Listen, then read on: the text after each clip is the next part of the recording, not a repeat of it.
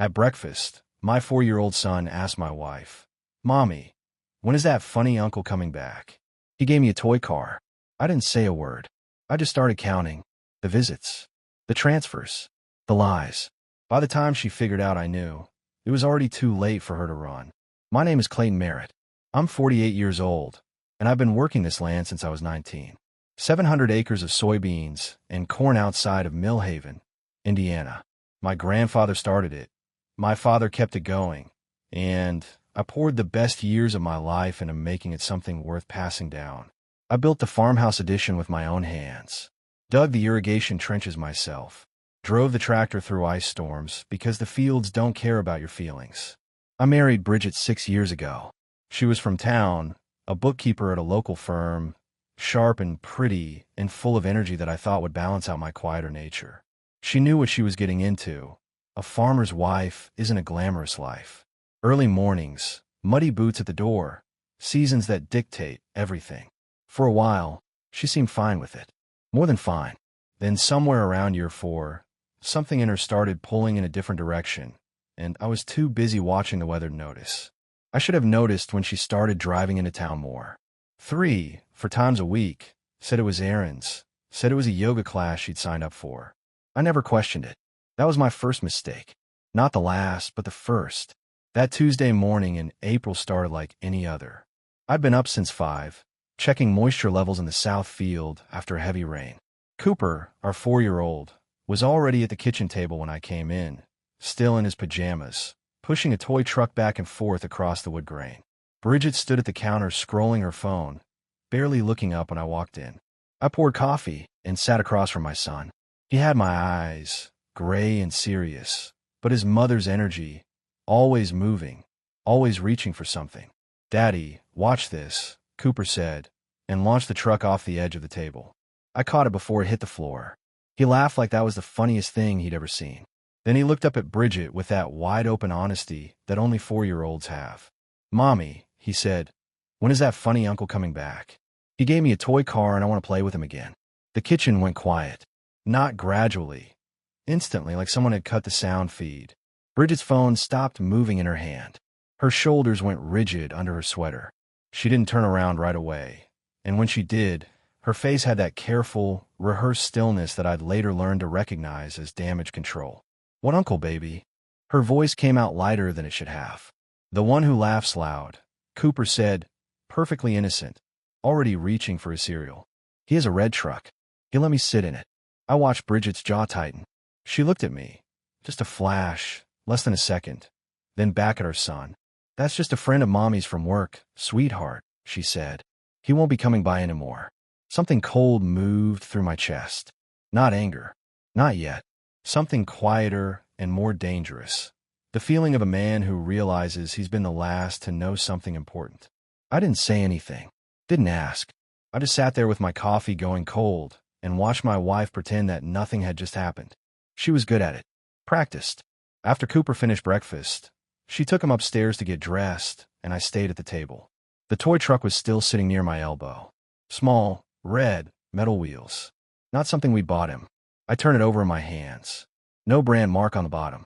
Just a small, red truck that my 4-year-old son had been given by a man who'd been inside my house, sitting in the kitchen I'd built, laughing loud enough for a child to remember it. That was the moment I stopped being the kind of man who didn't go looking. I didn't confront Bridget that day, or the next. A man who spent his life reading weather knows one thing. You don't act on the first cloud. You watch the sky. You wait for the pattern to show itself. Then you move. What I did do was start paying attention. Really paying attention. The kind I should have been doing for months. Bridget had always been social, always had reasons to be away from the farm. I'd accepted that. Farming is isolating by nature, and I never wanted her to feel trapped out here in the mud and quiet. So I gave her room. Plenty of it. Turns out I'd given her enough room to build a whole separate life. The week after Cooper's question, I started keeping a mental log. Tuesday afternoon, she said she had a client meeting in Millhaven. Came back 2 hours later than she'd said, smelling like a restaurant, not an office. Thursday evening, yoga class, she said, same as always. I checked the mat in the trunk of her car when she came home. Perfectly dry. Not a drop of sweat on it. Not a wrinkle from being unrolled. She'd been carrying that mat around for months like a prop. I said nothing, just noted it. What I didn't expect was a phone call on Friday morning. Dr. Anita Rhodes, Cooper's pediatrician, called me at 7:15 while I was out checking the East Field. I almost let go to voicemail, but something made me answer. "Mr. Merritt," she said, and her voice had that careful, measured tone that doctors use when they're about to say something they're required to say, but don't enjoy saying. "I want to follow up on Cooper's visit yesterday." I stopped walking. "Bridget took him in." She did. "Routine checkup. Everything's fine physically." A pause. "But during the visit, Cooper mentioned something that I'm obligated to document. He told me there was a man who visited your home. He called him a funny uncle, and that this person had been there more than once. Cooper seemed comfortable talking about it, which suggests repeated contact." Another pause. "I've noted it in his chart. I'm not making any assumptions, Mr. Merritt, but I want you to be aware that this conversation happened and that I documented it." I stood in the East Field with frost still on the ground, and my jaw set, so tight my back teeth ached. "Thank you, doctor," I said. "I appreciate you calling me directly." After I hung up, I stood there for a long moment. A pediatrician had now put it in writing. A 4-year-old had told his doctor about a man who came to our house when I wasn't there. Whatever Bridget thought she was managing, she'd lost control of it. That afternoon, I called my brother Neil. He drove out from Lafayette that same evening, pulled his truck up to the barn the way he always does, got out without any ceremony. Neil is 4 years younger than me and about 4 times louder, but when it counts, he's the steadiest man I know. We sat on the tailgate, and I laid it out for him.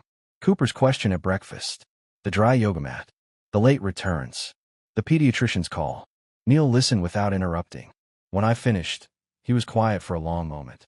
"How long you think it's been going on?" he finally asked. "Don't know. Long enough for her to get sloppy."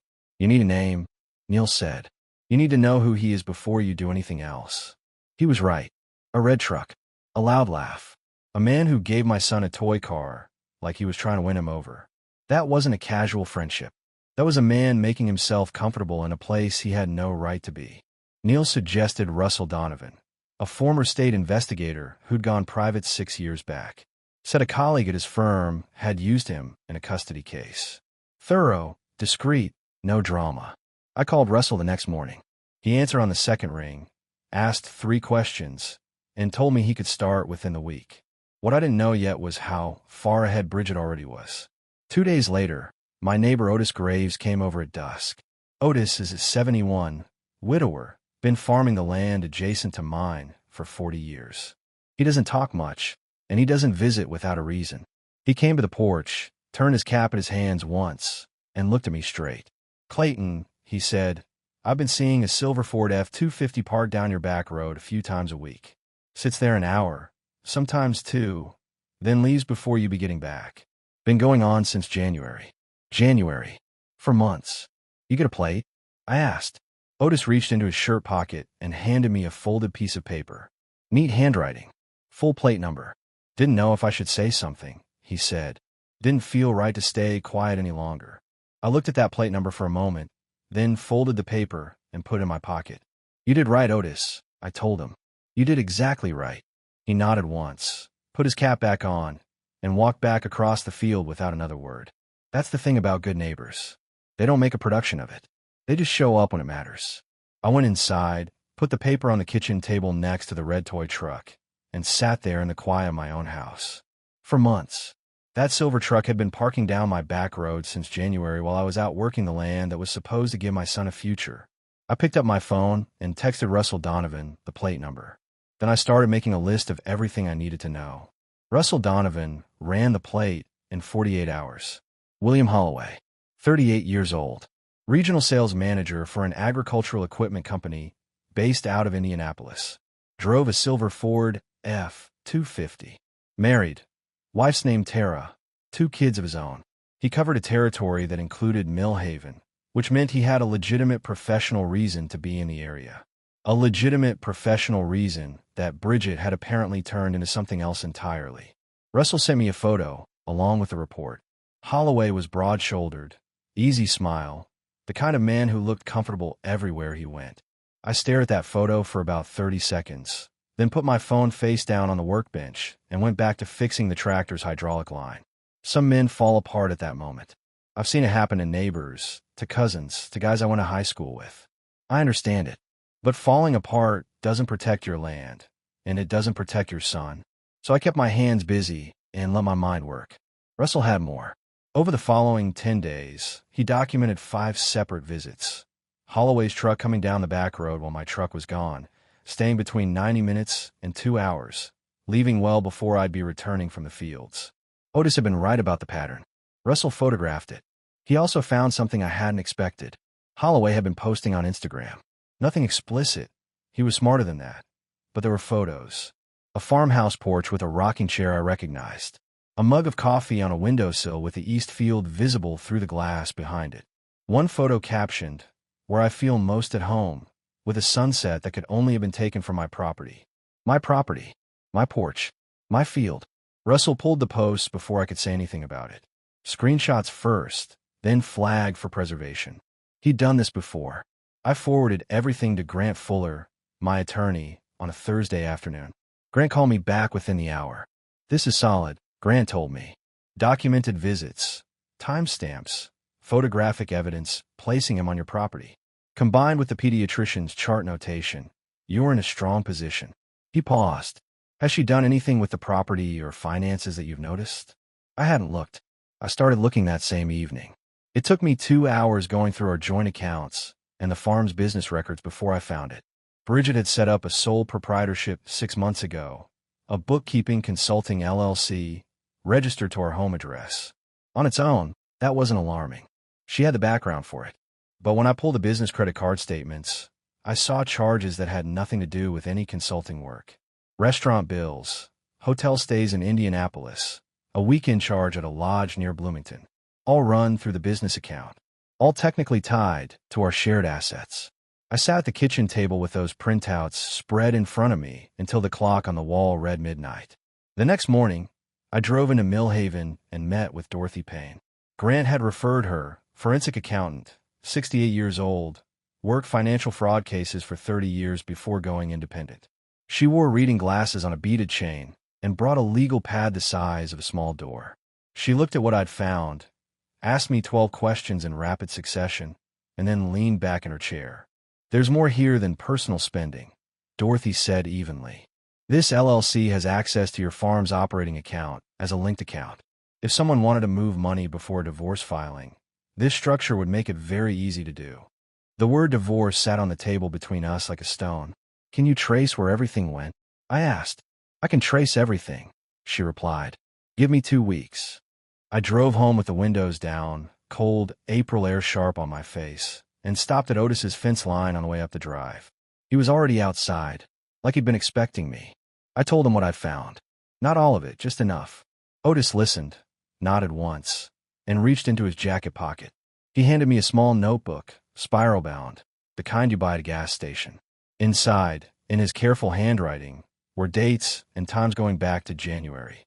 Every visit he'd logged, every plate number, timestamps, weather conditions, notes on how long the truck stayed.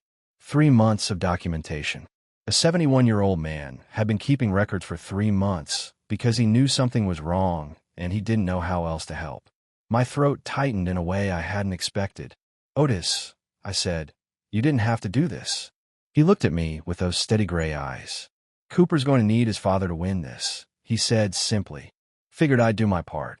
I took the notebook home and added it to the folder that was getting thicker by the day. Evidence, documentation, financial records, photographs. Bridget was building a way out.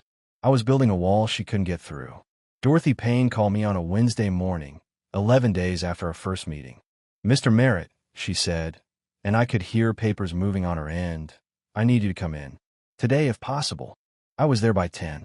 She had the conference table covered, printouts, highlighted statements, a timeline she'd drawn on a legal pad in red marker.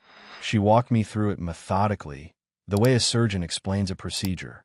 Calm, precise, no wasted words. The LLC Bridget had set up wasn't just running personal expenses. Over 7 months, she transferred a total of $31,000 from the farm's operating account into the business account, then moved it again from there into a third account I hadn't known existed, a personal savings account in her name only, opened at a bank in Indianapolis. $31,000. Quietly. Methodically. 7 months. She didn't take it all at once. Dorothy explained, tapping the timeline. Small transfers, irregular amounts. Nothing that would trigger an automatic alert. Whoever advised her on this knew what they were doing. I thought about Holloway, regional sales manager, a man who understood business accounts and cash flow, a man who'd had months of access to my home and, apparently, my wife's financial planning. Is any of this recoverable? I asked. All of it, Dorothy said firmly. The transfers are documented. The account exists. The money didn't disappear. It just moved. With the right legal action, we freeze that account before anything else moves out of it. I called Grant Fuller from the parking lot. He filed for an emergency asset freeze before the end of the business day. Bridget didn't know yet. That was important. What happened next? I hadn't planned for. That Friday, I got a call from a number I didn't recognize. A woman's voice, steady, but with something careful underneath it. Mr. Merritt, my name is Tara Holloway. I'm William Holloway's wife. A brief pause. I think we need to talk. We met the following morning at a diner in the next town over. Tara was 36, sharp-eyed, and clearly hadn't slept well in weeks. She had a manila envelope on the table in front of her that she pushed toward me before we'd even ordered coffee. I found out 4 months ago, she said quietly. I've been documenting since then. Phone records, bank withdrawals, a hotel receipt I found in his jacket. She nodded at the envelope. That's copies of all of it. I looked at what she'd brought. Dates that matched Russell's surveillance logs. Text messages she'd photographed off his phone. A receipt from a Bloomington lodge, same weekend, I'd found on Bridget's business card statement. 2 families. One lie running through both of them. What do you want out of this? I asked her directly. Tara looked at me without flinching. I want him to answer for it in court with no room to maneuver. And I think that's easier if we're both standing there with the same evidence. She was right. 2 corroborating witnesses, 2 sets of independently gathered documentation, 2 clean chains of evidence pointing at the same pattern of behavior. I extended my hand across the table. Then let's make sure neither of them has anywhere left to go, I said. She shook it without hesitation. On the drive home, I passed the entrance to my back road and slowed without meaning to. No silver truck parked in the shadows today. But I knew now, really knew, that this had been going on since January, that $31,000 of my farm's money was sitting in a bank account in Indianapolis, and that my wife had been planning her exit while I was out in the fields at 5 in the morning, working to build something worth leaving to my son. I pulled into the farm, cut the engine, and sat for a moment. Then I got out, walked to the barn, and got back to work. Because that's what you do when you're a farmer. The land doesn't stop needing you just because your world tilted sideways. And Cooper was going to need a father who kept his feet under him. I was going to keep my feet under me. Neil drove out again on a Saturday, this time with purpose. He sat at my kitchen table and went through everything I had. Russell's surveillance package, Dorothy's financial timeline, Tara Holloway's folder, Otis's notebook. He read it all slowly, the way he reads contracts at his firm, nothing rushed, nothing skimmed. When he finished, he stacked the papers neatly and looked up at me. Clayton, he said, she's not just cheating on you. She's been dismantling this farm from the inside. I already knew it. Hearing it said out loud by my brother was a different thing entirely. Neil had been doing some digging of his own since my first call to him.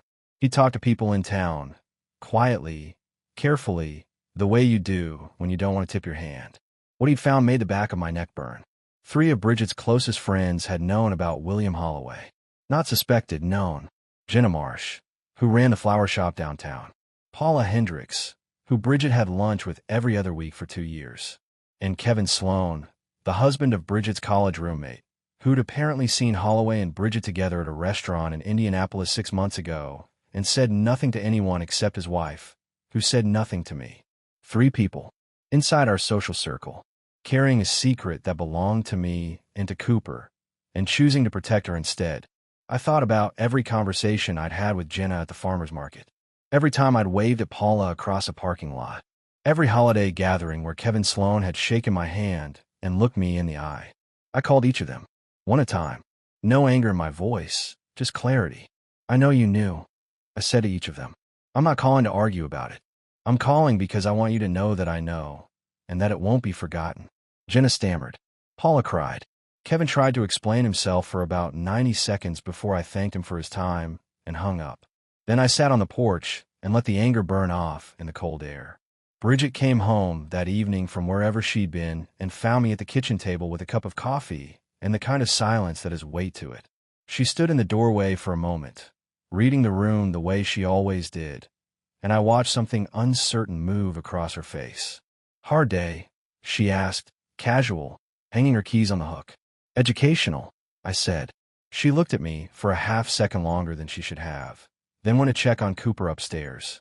I listened to her footsteps on the ceiling above me and thought about $31,000 and a man with a loud laugh who'd sat in my kitchen and given my son a toy car.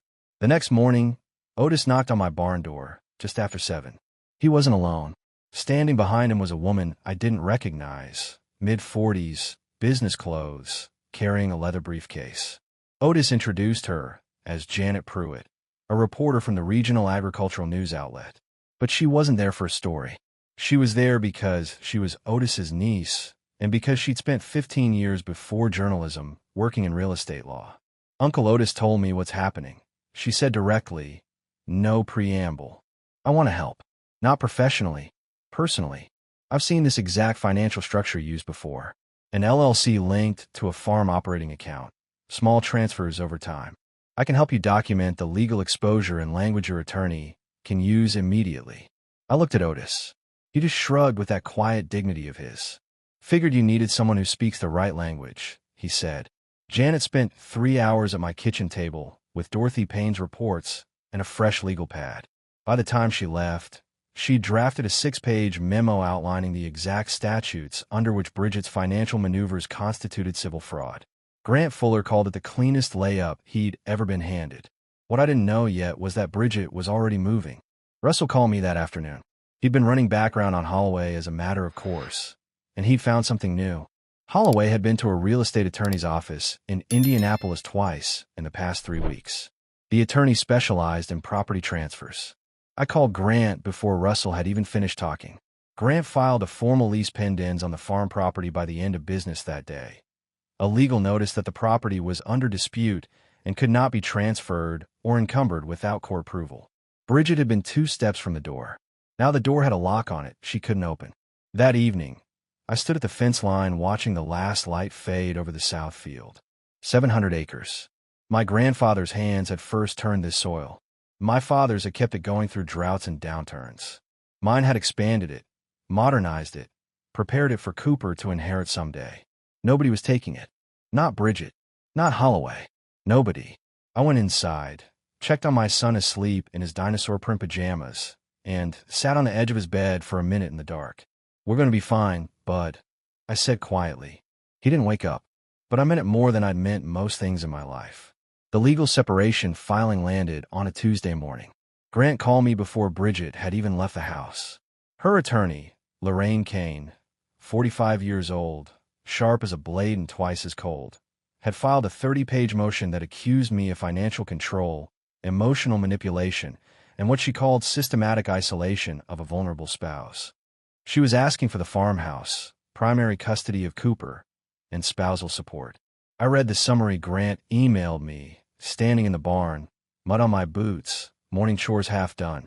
I finished the chores before I called him back. "She's going for everything," Grant said when I answered. "She won't get it," I replied. "What does she actually have? Right now?" Her word and a sympathetic narrative. Kane is good at building those. He paused. "But Clayton, there's more." Lorraine Kane filed a judicial assignment preference this morning. She specifically requested Judge Patricia Holt. I didn't know the name. Grant explained. Judge Patricia Holt had given 2 widely circulated interviews over the past 3 years, in which she'd spoken about what she called the financial power imbalance inherent in agricultural marriages where one spouse controls land assets. She'd been quoted saying that courts historically undervalued the non-farming spouse's contribution to household stability. "She's angling for a sympathetic bench," Grant said. "Kane does this routinely. She researches judges, finds the ones most likely to view her client favorably, and requests them by name. Can we challenge it? We can file a motion for judicial recusal based on demonstrated bias. It's not guaranteed, but those interviews give us grounds." He thought for a moment. It'll cost us time. 2, maybe 3 weeks while the motion is heard. File it. I said immediately. I'd rather lose 3 weeks than lose the farm to a biased bench. Grant filed the recusal motion that afternoon. 2 days later, Judge Holt voluntarily recused herself without waiting for a ruling. Apparently, her clerk had flagged the interviews the same morning. It was a quiet victory, but it mattered. It told me that Lorraine Kane's playbook had a page Grant already knew how to counter. What came next, though, was less expected. I was in the equipment shed on a Thursday afternoon when Russell called. "You need to see something," he said. "Check your email." It was a screenshot, forwarded through a chain that Russell had traced back to an anonymous source, someone inside Holloway's company. It showed an email thread between Holloway and Bridget from 4 months ago. In it, Holloway wrote, "Once the property transfer goes through, we can list it within 60 days. Market's strong right now." Bridget's reply, "Clayton won't fight it. He never fights anything." I read that twice. Then I forwarded it to Grant, called Russell back, and asked him to find out everything he could about whoever had sent it. Russell called back within the hour. The source was a woman named Diane Kraft, Holloway's administrative assistant, who'd been quietly building a file on him for months after discovering he'd been expensing personal trips on the company account. She wasn't doing it for me. She was doing it because she was tired of covering for him. But her timing had just handed me something significant. Meanwhile, Bridget came home that evening and tried a different approach entirely. She was calm, measured. She sat across the kitchen table from me and spoke in the tone of someone who'd been coached, even reasonable, designed to sound like the wrong party. "Clayton, I don't want this to get ugly," she began. "I made mistakes. I know that. But this farm, this house, these are my home too. Cooper's home. If we fight each other through lawyers, the only people who lose are us and our son." I let her finish. Then I looked at her across the table and said, "You transferred $31,000 out of this farm's operating account over 7 months. You set up a business structure specifically designed to make that money invisible. You had a real estate attorney looking at transfer options for property I've worked my entire adult life to protect." I kept my voice quiet and even. "You want to talk about not making this ugly? That ship sailed a long time ago, Bridget. You were at the wheel." Her composure slipped. Just for a moment, a flash of something behind her eyes that wasn't grief. It was calculation. She'd been hoping I didn't know all of it yet. Now she knew that I did. She left the kitchen without another word. I poured my coffee down the drain, rinsed the cup, and went to check on Cooper. He was in the living room building a tower out of wooden blocks, completely absorbed, narrating quietly to himself the way 4-year-olds do. I sat on the floor next to him and handed him blocks without being asked. He didn't look up, just kept building. "Good one, Daddy," he said when I handed him a particularly flat piece that fit perfectly. That was enough to keep me steady for another day. Grant scheduled the deposition for a Thursday morning at his office in Millhaven. Bridget arrived with Lorraine Kane 20 minutes late, a small power move that Grant had anticipated. He didn't acknowledge it, just gestured to the chairs across the table and opened his folder. The room was plain and bright. Conference table, 6 chairs, a window overlooking the parking lot. I sat at one end with Grant beside me. Dorothy Payne was there at Grant's request, her reading glasses on, a copy of her financial report in front of her. Russell Donovan sat quietly near the door, present as a documented witness. Neil had driven down from Lafayette and sat in the waiting room, close enough if I needed him, out of the way if I didn't. Lorraine Kane opened with what Grant later called the standard Kane overture, a rehearsed statement about Bridget's emotional suffering, her sense of isolation on the farm, her diminished professional identity during the marriage. It was polished and designed to humanize her client before a single piece of evidence was introduced. I let her finish. Then I looked at Bridget directly for the first time since she'd walked in. She was composed, dressed conservatively, minimal jewelry, the picture of a woman wronged. But she wouldn't hold my gaze for more than a second at a time. Grant started with the financial documentation. Dorothy walked through the LLC structure, the linked operating account, the transfer timeline, $31,000, 7 months, 18 separate transactions. She laid the statements on the table one at a time, each one highlighted, each one dated. Lorraine Kane objected twice.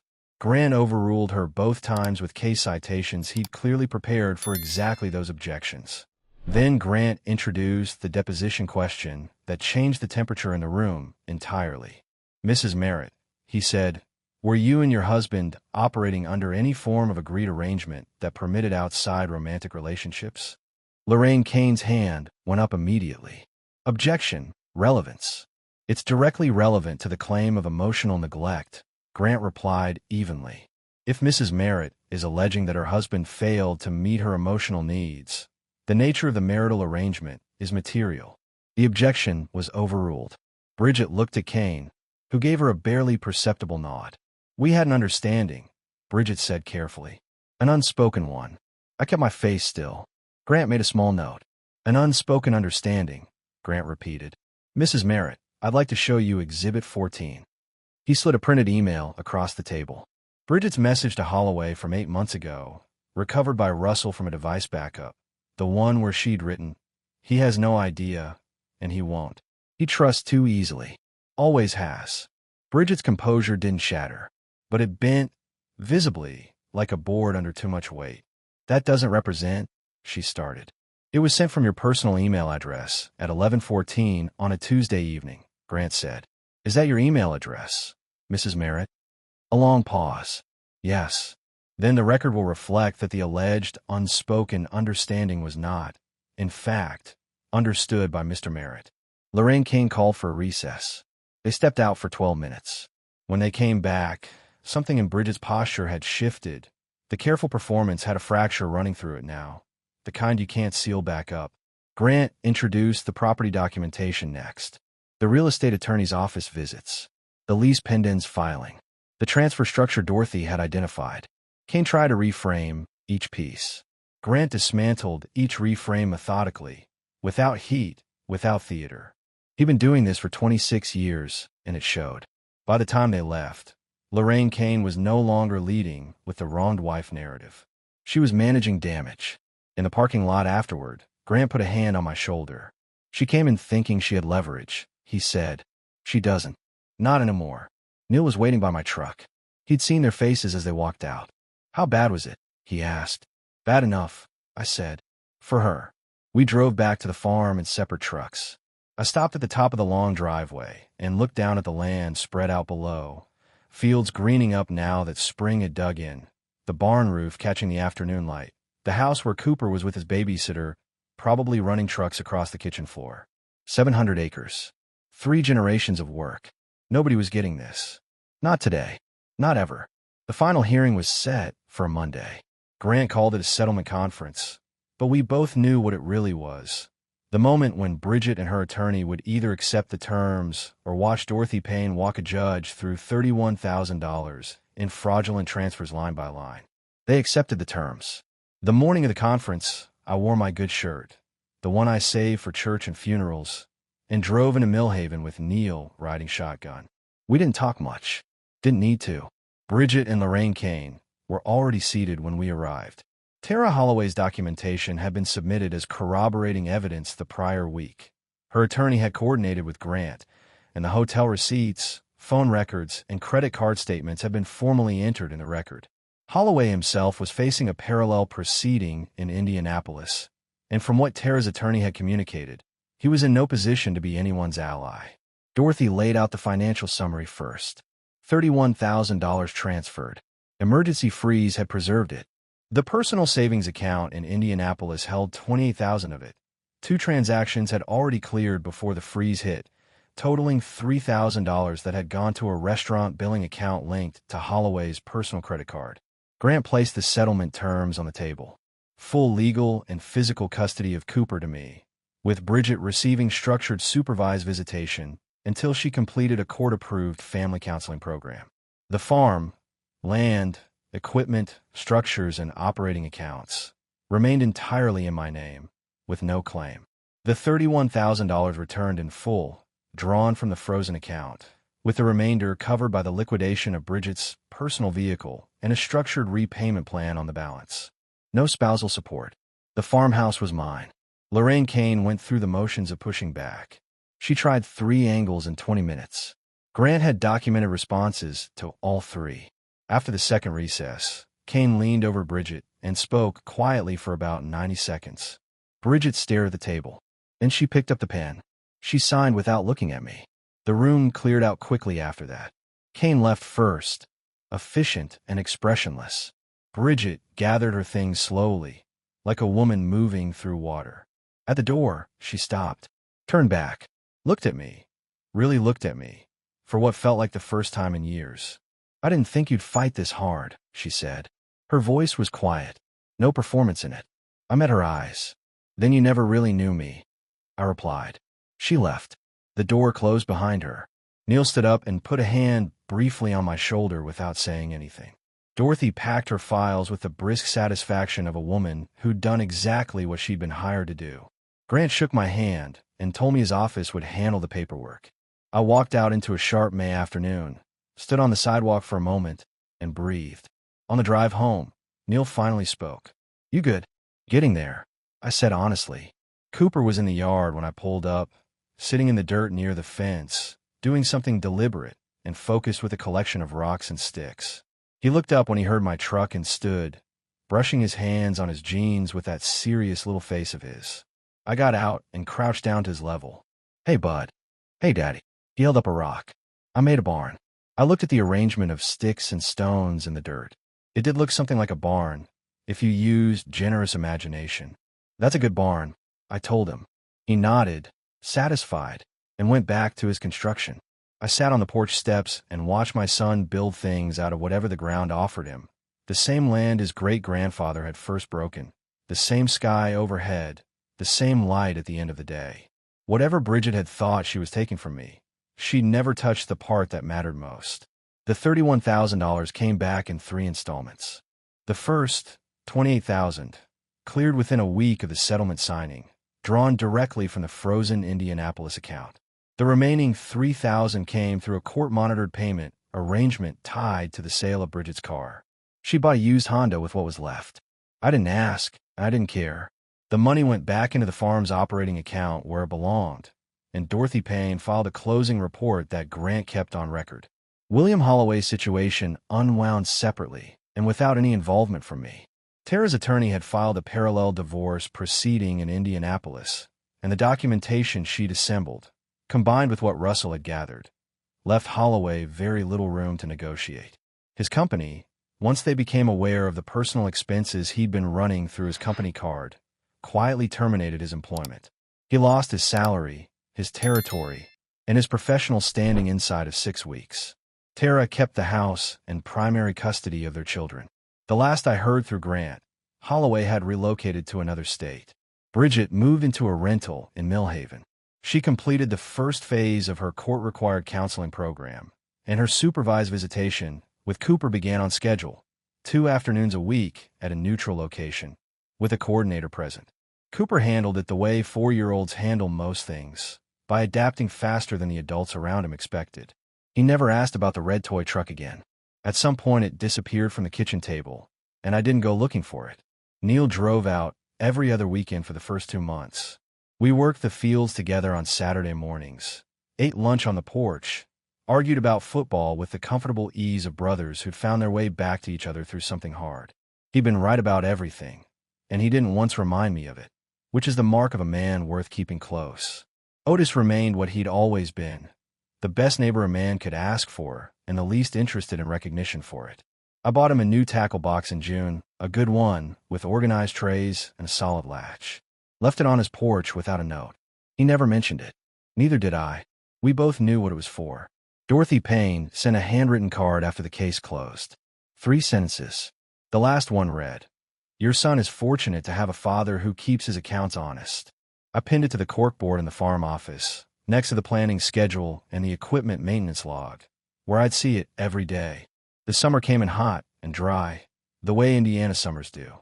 I was up before dawn most mornings, out in the fields while the air was still cool, checking soil, adjusting irrigation, doing the 10,000 small things that keep a farm alive. Cooper would sometimes be awake when I came back in for breakfast, sitting at the table in his pajamas, waiting. One morning in late July, he looked up from his cereal and said, "Daddy, are we staying here forever?" I sat down across from him. "You planning on going somewhere?" He thought about it seriously, the way he thought about everything. "No," he decided. I like it here. Me too, but I told him. Me too. That was the whole conversation. It was enough. 9 months after the settlement, I planted the south field in wheat for the first time in 4 years.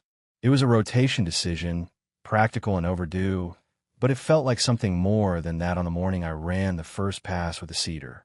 There's something about putting seed in ground you fought to keep that lands differently than just farming. Every row felt deliberate. Every acre felt earned twice. Neil was there for that first day. He's not a farmer. Never has been. But he drove down from Lafayette and rode the tractor with me for one pass across the field, sitting on the fender the way we used to do as kids when our father ran the equipment. He didn't say much. The land didn't need commentary. Cooper had started at a small preschool in Millhaven that fall. 3 mornings a week. His teacher sent home a drawing in the first month, a house with a barn beside it, a figure labeled Dad in careful block letters, a smaller figure labeled me. Stick arms, crayon colors, the whole standard repertoire. I put it on the refrigerator, and it stayed there. His relationship with Bridget settled into something functional and civil, the way those things do when the adults involved decide that the child's stability matters more than their own residual grievances. Bridget completed her counseling program. Her visits became unsupervised in the fall. Cooper seemed fine. Kids are remarkably resilient when the adults around them stop using them as leverage. Jenna Marsh from the flower shop stopped me in the hardware store one afternoon in September. She looked like she'd been rehearsing something. "Clayton," she started, "I want you to know that I'm sorry for—" "Jenna," I said, not unkindly, "we're square." I picked up the box of screws I needed and moved on. Some things don't require a long conversation. Forgiveness isn't the same as forgetting, and it isn't the same as pretending. It's just deciding that carrying something no longer serves you. I came across the red toy truck in November at the back of a drawer in the mudroom. I stood there holding it for a moment, small, metal wheels, no brand mark on the bottom, and then I put it in the donation box I keep by the back door. Somebody's kid somewhere would play with it just fine. The holidays came around the way they always do, with their particular weight of comparison to what came before. I kept them simple. Neil brought his girlfriend down for Thanksgiving, a quiet woman named Patrice who asked good questions and helped with the dishes without being asked. Otis came for dinner and brought a pie that was better than anything I could have made. Cooper ate 3 slices and fell asleep on the couch before 7. I sat on the porch after dinner with the last of my coffee and listened to the sounds of the farm settling into the cold. The fields were quiet under a hard sky. The barn light was on, amber and steady. 700 acres. 3 generations deep. One 4-year-old asleep on my couch. One brother driving back to Lafayette in the dark. One neighbor's porch light glowing across the fence line. I didn't need anything more than what was right in front of me. Some men build their lives on what they can acquire. I'd always built mine on what I could keep. Land, loyalty, work, the kind of integrity you can look at in a mirror every morning without flinching. Bridget had underestimated all of it. She'd read my steadiness as passivity, my patience as weakness, my trust as blindness. She'd been wrong on every count. The coffee went cold. I went inside, checked on Cooper, tucked him in properly on the couch with his dinosaur blanket, and turned off the lights. Tomorrow, the fields would need attention. They always do. That's the thing about land. It doesn't care what happened to you. It just needs you to show up and do the work. I've always been good at showing up.